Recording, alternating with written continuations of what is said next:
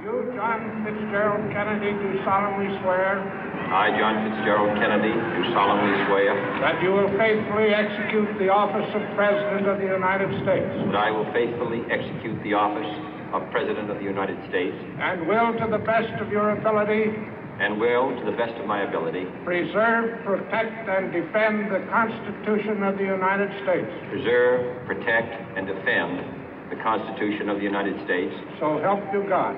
So help me God.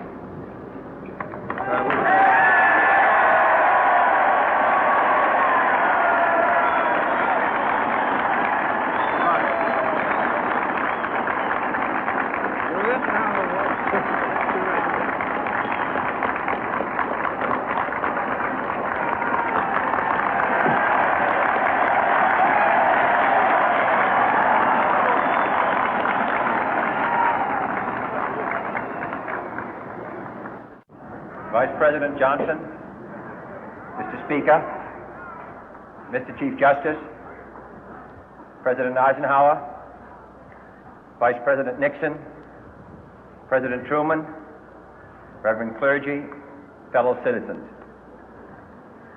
We observe today not a victory of party, but a celebration of freedom, symbolizing an end as well as a beginning, signifying renewal as well as change. For I have sworn before you and Almighty God the same solemn oath our forebears prescribed nearly a century and 3/4 ago. The world is very different now, for man holds in his mortal hands the power to abolish all forms of human poverty and all forms of human life. And yet the same revolutionary beliefs for which our forebears fought are still at issue around the globe. The belief that the rights of man come not from the generosity of the state, but from the hand of God. We dare not forget today that we are the heirs of that first revolution. Let the word go forth from this time and place to friend and foe alike that the torch has been passed to a new generation of Americans born in this century, tempered by war, disciplined by a hard and bitter peace, proud of our ancient heritage, and unwilling to witness or permit the slow undoing of those human rights to which this nation has always been committed and to which we are committed today at home and around the world.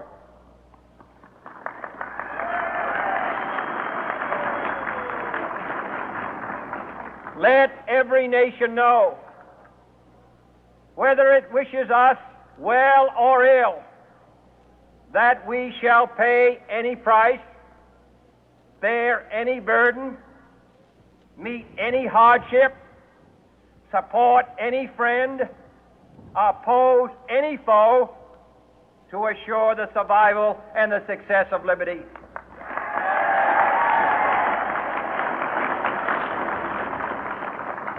This much we pledge and more. To those old allies whose cultural and spiritual origins we share, we pledge the loyalty of faithful friends. United, there is little we cannot do in a host of cooperative ventures.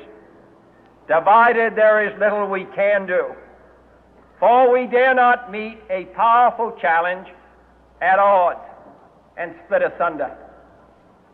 To those new states whom we welcome to the ranks of the free, we pledge our word that one form of colonial control shall not have passed away, merely to be replaced by a far more iron tyranny. We shall not always expect to find them supporting our view, but we shall always hope to find them strongly supporting their own freedom, and to remember that in the past, those who foolishly sought power by riding the back of the tiger ended up inside.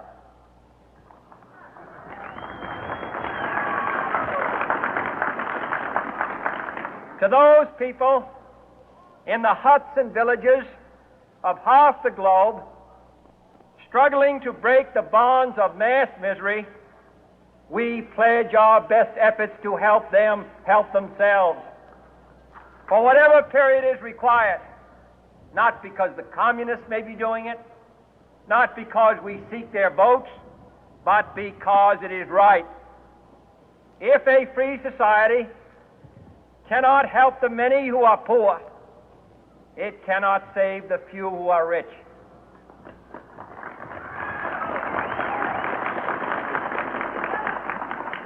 To our sister republics south of our border, we offer a special pledge to convert our good words into good deeds, in a new alliance for progress, to assist free men and free governments in casting off the chains of poverty.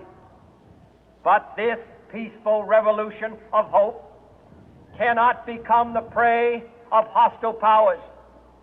Let all our neighbors know that we shall join with them to oppose aggression or subversion anywhere in the Americas. And let every other power know that this hemisphere intends to remain the master of its own house.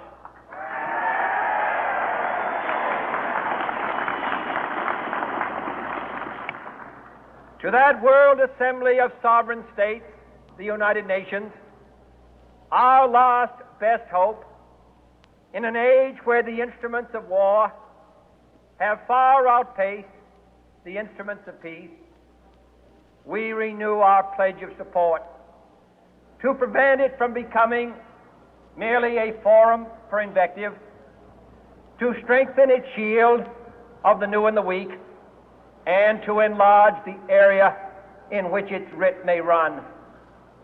Finally, to those nations who would make themselves our adversary, we offer not a pledge, but a request that both sides begin anew the quest for peace.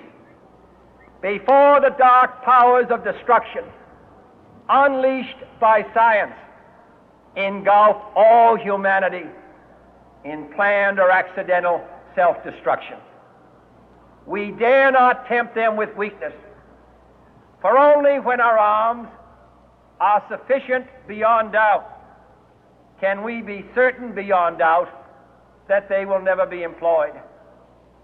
But neither can two great and powerful groups of nations take comfort from our present course, both sides overburdened by the cost of modern weapons, both rightly alarmed by the steady spread of the deadly atom, yet both racing to alter that uncertain balance of terror that stays the hand of mankind's final war.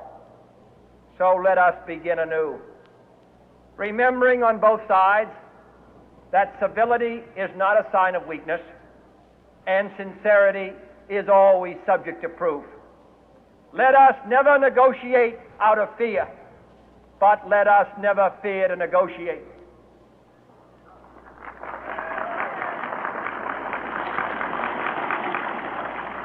Let both sides explore what problems unite us, instead of belaboring those problems which divide us.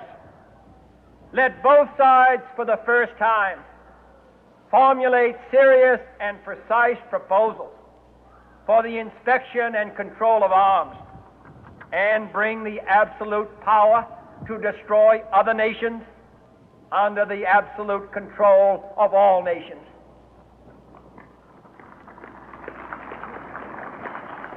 Let both sides seek to invoke the wonders of science instead of its terrors. Together, let us explore the stars, conquer the deserts, eradicate disease, tap the ocean depth, and encourage the arts and commerce. Let both sides unite to heed in all corners of the earth the command of Isaiah to undo the heavy burden and let the oppressed go free. And if a beachhead of cooperation may push back the jungle of suspicion, let both sides join in creating a new endeavor, not a new balance of power, but a new world of law, where the strong are just and the weak secure and the peace preserved. All this will not be finished in the first 100 days, nor will it be finished in the first 1,000 days, nor in the life of this administration, nor even perhaps in our lifetime on this planet. But let us begin.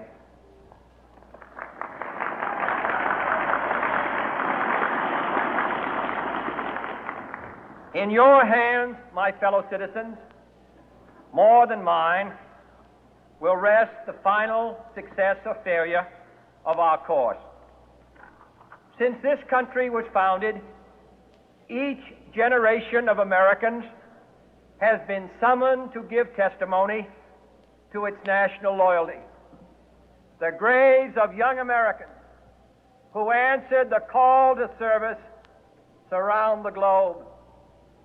Now the trumpet summons us again, not as a call to bear arms, though arms we need, not as a call to battle, though in battle we are, but a call to bear the burden of a long twilight struggle, year in and year out, rejoicing in hope, patient in tribulation, a struggle against the common enemies of man, tyranny, poverty, disease, and war itself.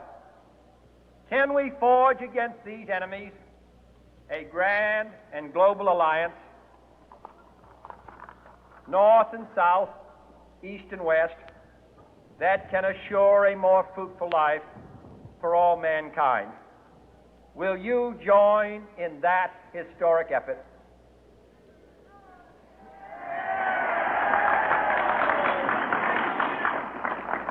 In the long history of the world, only a few generations have been granted the role of defending freedom in its hour of maximum danger. I do not shrink from this responsibility. I welcome it.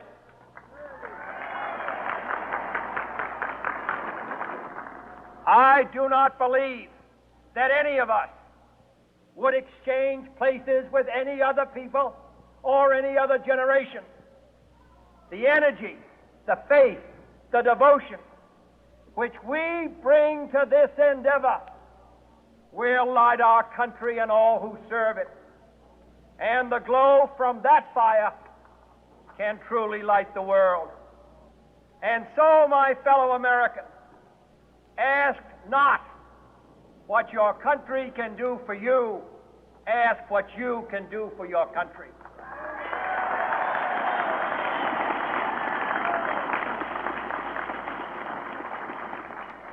My fellow citizens of the world, ask not what America will do for you, but what together we can do for the freedom of man.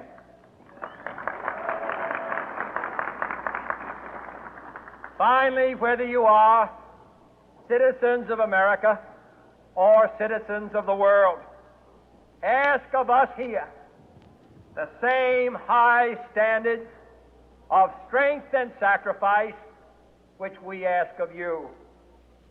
With a good conscience, our only sure reward, with history the final judge of our deeds, let us go forth to lead the land we love, asking His blessing and His help, but knowing that here on earth, God's work must truly be our own.